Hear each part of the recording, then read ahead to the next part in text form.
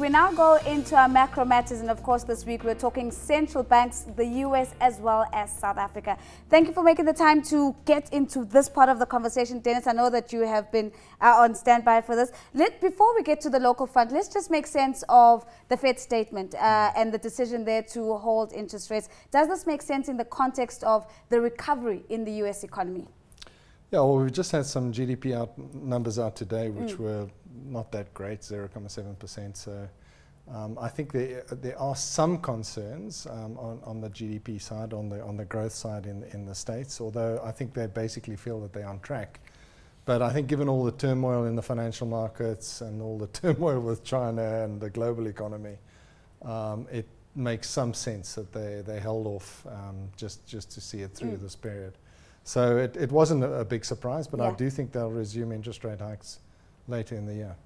So we're kind of not taking, we're getting ahead, whereas before I think it was Jill Marcus saying you've got to be very careful not to fall behind the curve. We've had to do that 50 basis points. A lot of people, Dennis, are saying, wow, 50, you know, but it was expected, wasn't it? Well, we had penciled in 50. You know, I think bear in mind that the currency had come down something like 17% against the trade-weighted basket since the last meeting. So it's a very, very radical change in the environment. Drought intensified, food prices likely to go up. So there's no doubt when you look at the central bank's own forecast of inflation, you can see they had to actually do something there. Maybe they're a little bit aggressive on some of the numbers. For example, oil price maybe going up a bit quicker than we would have anticipated.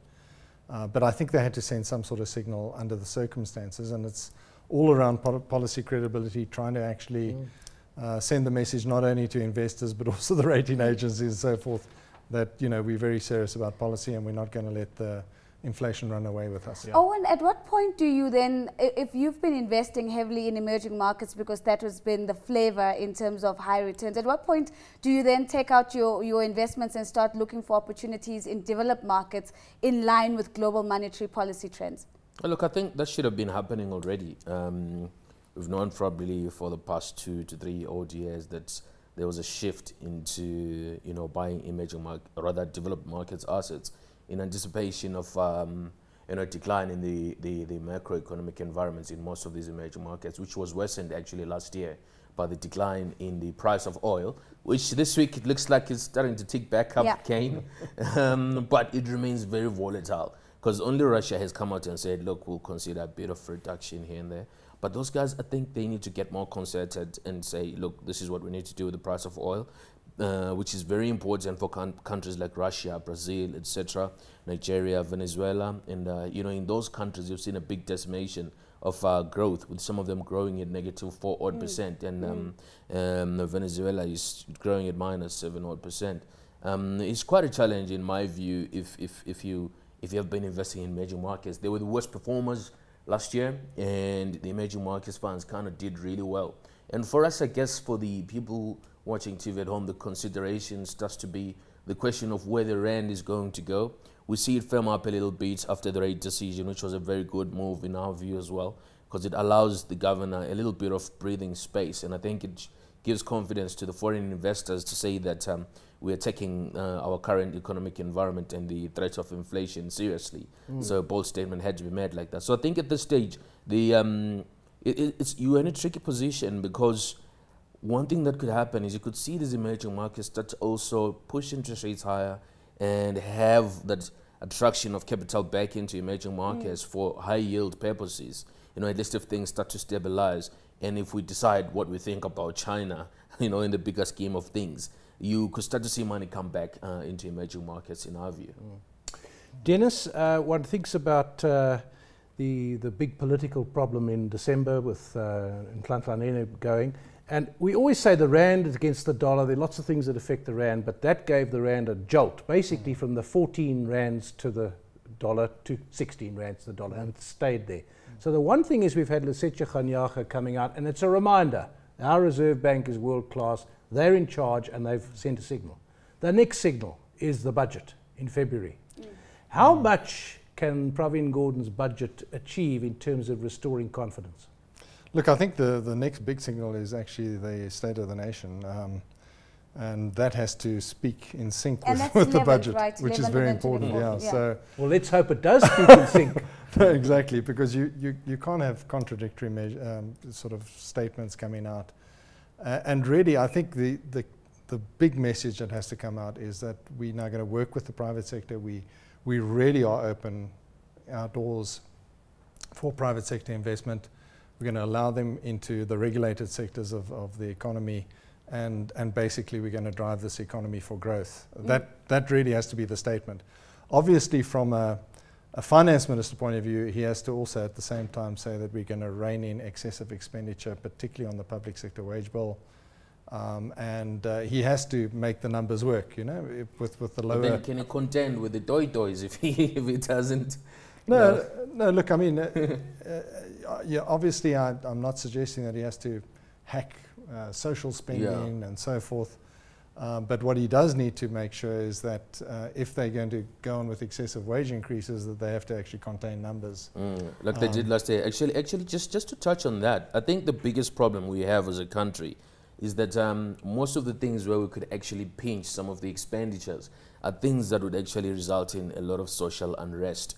You know, some of the social security expenses the government is paying, and these grants, etc. You can't pull back on that. You cannot. You know, you can't go there because people are just going to go to the street. And if you increase taxes as well, I think at some point people are going to start saying, "Hey, but what's going on?" Which is unfortunately what needs to happen because the base is not increasing. You need to increase tax and try and bring some more revenue. But surely the signal will be in wage increases. And that, I think it was 2013, they said we must have wage increases no higher than 6, and it ended up 7.5. Well, no, I mean, with this latest one leads to an increase in the wage bill of 10.1%. Yeah, that's right. Yeah, so that's a disastrous signal. Unfortunately, it's a 3-year agreement, so they can't really unravel that, which makes it very difficult. So I want us to go back to, I mean, the point that you raised around the State of the Nation and the budget speech being the cue.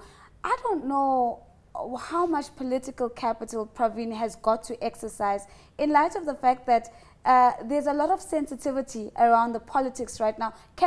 Do you really think that the Jacob Zuma coalition and his team would allow Pravin to outshine him at such a critical point in the economy? We've got to think about those sensitivities. Even if we are looking for all sorts of insights in the budget, I don't think we're going to get them out of this I'll throw this to our panel.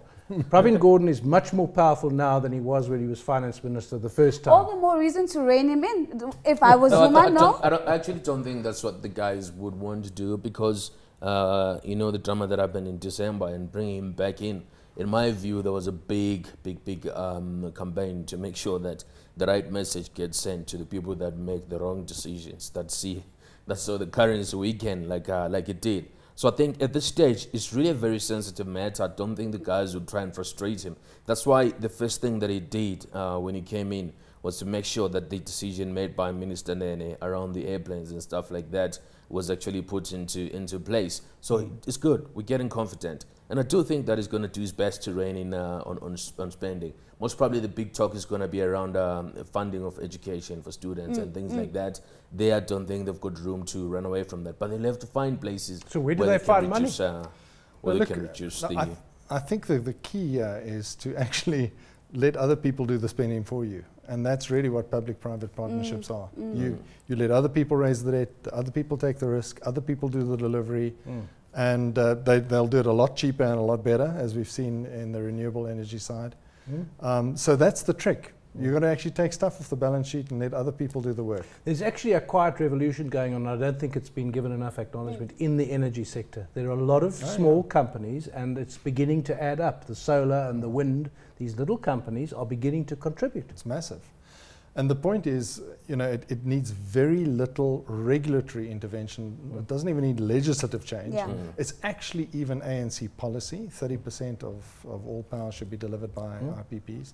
So it's not even a policy change. It's not even something that needs to be It's been hailed as one of the most progressive models, like internationally, in terms of getting IPPs within the context of PPPs to work. But I don't know, I want to come back to ESCOM and the tariff applications in the context of the energy conversation. Your take on this, Owen, where do we sit on this? I mean, do we push through a 16.6 tariff hike to make sure the lights are on? And does it really matter if there's a big chunk of the population just not paying anyway?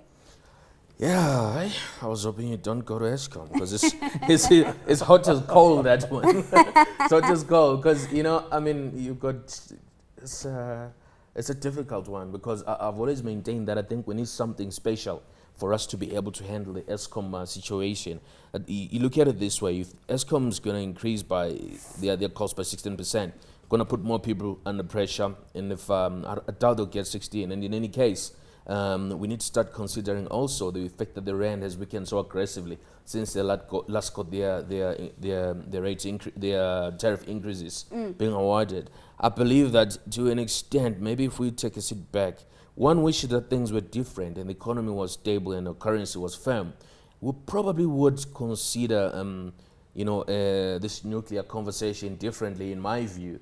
But unfortunately, at this stage, we're so constrained that even the benefits of doing a project like that, even if it will take many, many years to achieve, at this stage, we cannot have that conversation because I don't believe we can fund it, honestly. So inflation is a big concern. The governor did touch on the energy tariffs yesterday. And I think they will be careful not to issue a big increase. And there's also the issue of leakage around big projects like the nuclear build program. Where's the money going to go? There are so many vouchers on standby waiting for those contracts to come out. We've unfortunately run out of time for this, but I'm actually like the whole nuclear thing just makes me so nervous because I just think, you know, makes me terrified. Terrified, that's Dennis. We saw companies like Oak Bay suddenly becoming nuclear players and listing in anticipation of these tenders. Anyway, we won't talk about who sits on Oak Bay and that board and so on. So that was Dennis Dykes, or it still is Dennis Dykes, but he's going now. Nedbank Chief Economist, and Owen Nkomo, Executive Partner at Inkunzi Investments.